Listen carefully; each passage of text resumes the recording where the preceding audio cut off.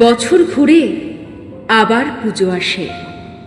কাশফুলের ছালর দোলে রেললাইনের পাশের উধাও মাঠে, নীল চাঁদোয়ার মতো আকাশে দুধ সাদা মেঘেরা ভ্রমণে বেরোয়। শিউলির কুঁড়িতে প্রাণ আসে, মন কেমন করে।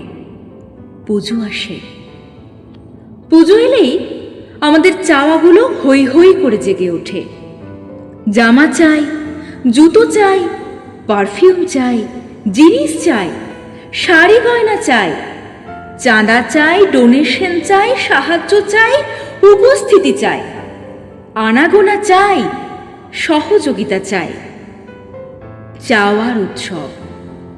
শারদ উৎসবের শুরুতে রামচন্দ্রের একটা পদ্মফুল গুনতিতে কম পড়েছিল। নির্বিঘ্নে যথাযথ পুজো সারতে তিনি তৎক্ষণাৎ নিজের নীল পদ্ম সদৃশ একখানি নয়ন উৎপাটন করে পদ্মের সংখ্যার ঘাটতি মেটাতে উদ্যোগী হলেন। মা মহামায়া আবির্ভূতা হয়ে তাকে নিরস্ত করলেন। বললেন, পদ্ম নয়, তোমার ভক্তিই আমার প্রকৃত অর্ঘ।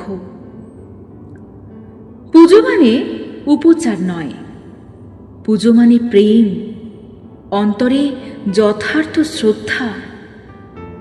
বছর ঘুরে পুজো আসে, আমাদের চাওয়ার হুল্লোড় আসে, অন্তরে ভক্তি আসে না, মনে প্রেম আসে না, হৃদয়ে পূজা আসে না। এখন তাই প্যান্ডেলে প্যান্ডেলে লাখ টাকার প্রতিমা আসে, মা আসেন না।